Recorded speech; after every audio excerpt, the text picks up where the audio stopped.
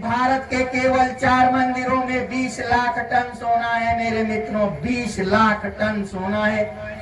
20 lakh ton सोना का जो है 1 अरब और 40 करोड़ जनता में वितरित कीजिएगा तो 1 किलो 400 सोना जो है एक व्यक्ति पर पड़ेगा। अगर 1 किलो 400 ग्राम सोना एक व्यक्ति को दे दिया जाए तो क्या हम अमीर नहीं हो जाएंगे? हो जाएंगे कि नहीं हो जाएंगे? 1 किलो सोना का दाम कितना है? आज 70-75 लाख से कम नहीं रहा है। और एक परिवार में यदि 5 लोग हैं, 5 किलो ही सोना मिला तो कितना हो जाएगा? वो 3-4 करोड़ के मालिक हो जाएंगे। हो जाएंगे कि नहीं हो जाएंगे?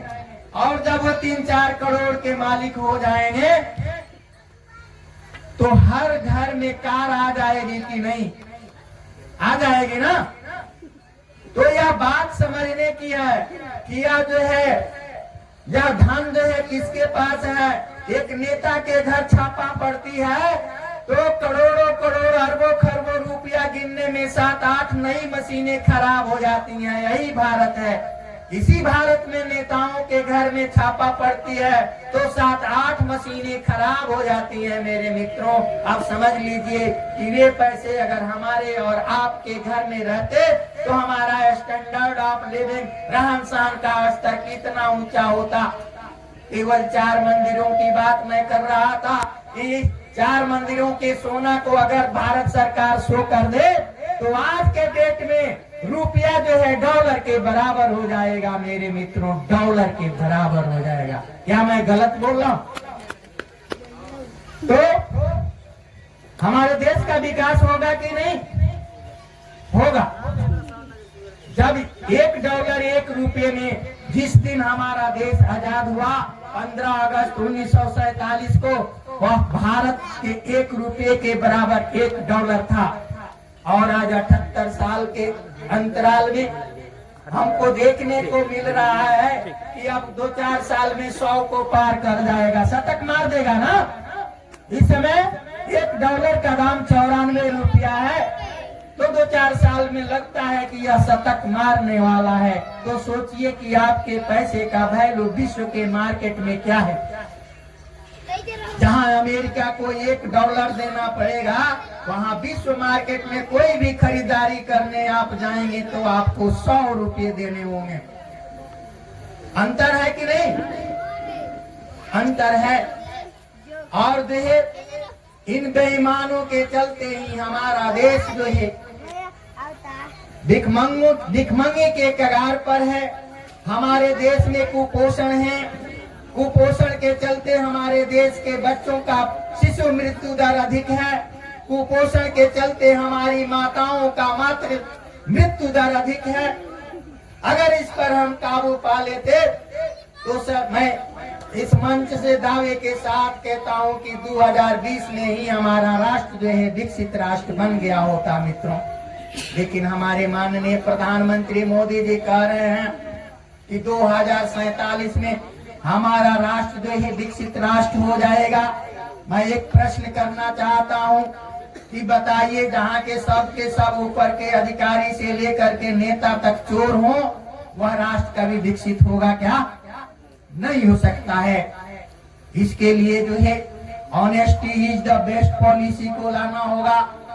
जब तक हम ईमानदारी अपने देश में नहीं लाएंगे, मैं दावे के साथ कहता हूं हमारा देश जो है विकसित राष्ट्र कभी नहीं बनेगा। वो 2047 हो चाहे 3047 हो, लेकिन विकसित राष्ट्र नहीं बन सकता मेरे मित्रों। जब तक ईमानदारी वाली पॉलिसी नहीं चलाइएगा तब तक हम विकसित राष्ट्र नहीं बन सकते।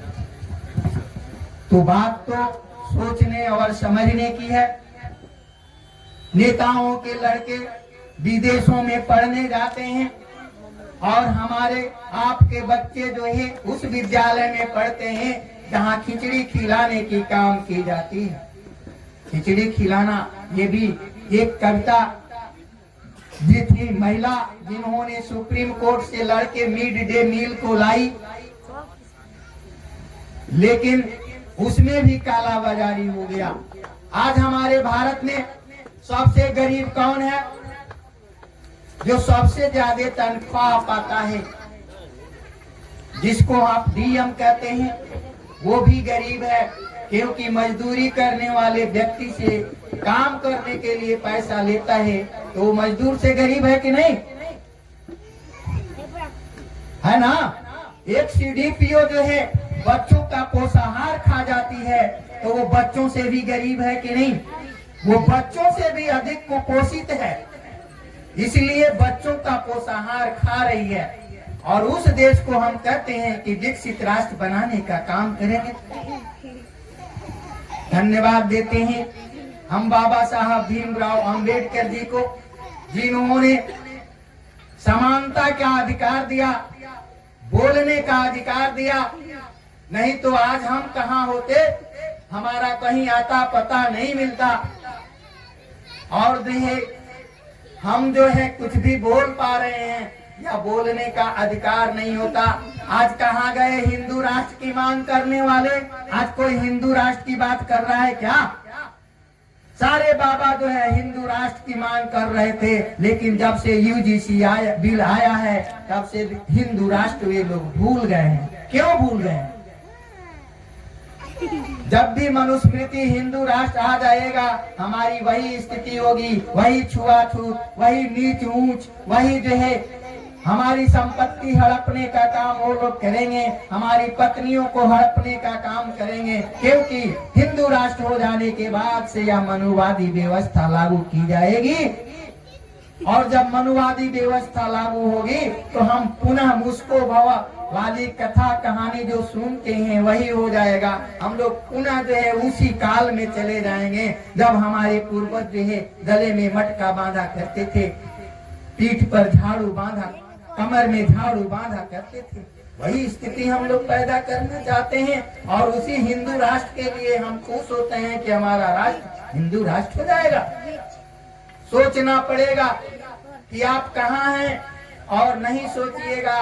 इसके बावजूद भी आपकी आंखें नहीं खुली, इतने लोग लगे हुए हैं, इसके बाद से भी आपकी आंखें नहीं खुली, तो सोचिए कि आप कहाँ होंगे।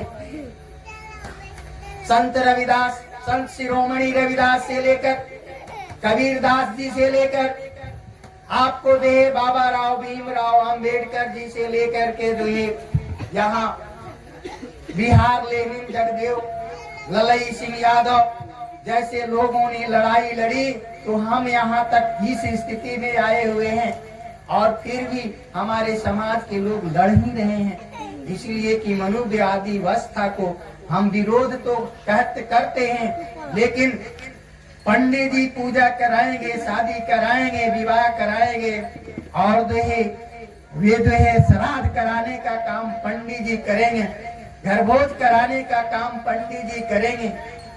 मैं पूछता हूँ इस मंच से कि पंडित जी ही क्यों करेंगे, आप क्यों नहीं कर सकते? आप ये सारे काम अपने आप कीजिए, और जो है विकास के राह पर चलिए, विकास हो जाएगा। लेकिन आप सोचते हैं कि पंडित जी हमारे घर, पंडित जी आते जाते रहेंगे, कथा कहेंगे। तो मैं एक ऐसे पंचायत का नाम रखता हूँ, गोपालगंज में हुसेपुर गांव, हुसेपुर पंचायत है, जहाँ जो है मात्र 2-4 घर ब्राह्मण है, और वहाँ का मुखिया ब्राह्मण है। ये है ब्राह्मणवादी व्यवस्था, इसको समझना पड़ेगा, क्योंकि वो घर घर जाता है, हम आप उनके चेले हैं, और जब चुनाव आएगा तो गुरु को छोड़ करके चेला लोग किसी को वोट देने का काम नहीं करेंगे। इसलिए हम एक ब्राह्मण को मुखिया बनाए हुए हैं।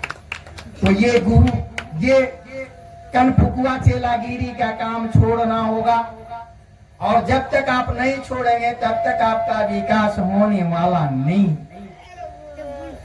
और जब तक आप उसको सम्मान देते रहिएगा, तब तक वो आपको लात जूता मारते रहेंगे और अपमानित करते रहेंगे, और हम लोग केवल अपमान सहने के लायक ही बच जाएंगे, इसके अलावा कुछ नहीं कर पाएंगे। इसलिए मैं इस मंच से कहता हूँ कि अब भी समय है, और हमारे देश के जितने विद्वान हुए वे सारे विद्वान बौद्ध धर्म अपनाए। राहुल सांकृत्यायन जात के पंडित थे और 40 भाषाओं के जानकार थे, लेकिन उन्होंने बौद्ध धर्म जो है ग्रहण किया, इसलिए कि उसको पता था कि यह जो भी धर्म है ये सब जो है पाखंडवाद है और इससे उबरने का मार्ग कहीं है तो बौद्ध धर्म है। अगर आज तक आपने बौद्ध धर्म नहीं अपनाया तो कल से बौद्ध धर्म अपना लीजिएगा, ताकि हमारा राष्ट्र जो है विकसित राष्ट्र बन सके। मेरे मित्रों, विकसित राष्ट्र बन सके, और जब तक आप हिंदू बने रहेंगे तब तक हमारा राष्ट्र जो है विकसित राष्ट्र नहीं बन सकता। मैं इसके लिए चैलेंज कर सकता हूँ कि नहीं बन सकता मेरे मित्रों।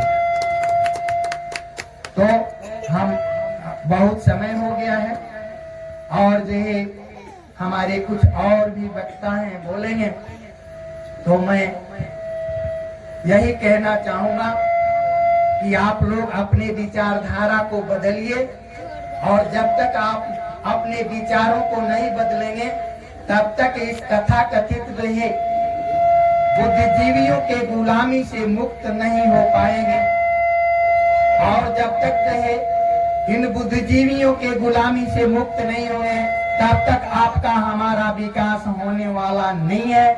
जिस दिन आपका विकास हो जाएगा, जिस दिन आपकी गरीबी दूर हो जाएगी, जिस दिन भारत से छुआछूत ऊंच नीच की बीमारी समाप्त हो जाएगी, उस दिन जो है हमारा भारत विकसित राष्ट्र बन जाएगा। और जो है यही डॉक्टर भीमराव अंबेडकर की सच्ची श्रद्धांजलि होगी। इन्हीं शब्दों के साथ मैं अपनी वाणी को विराम देता हूँ। जय भीम, जय भारत।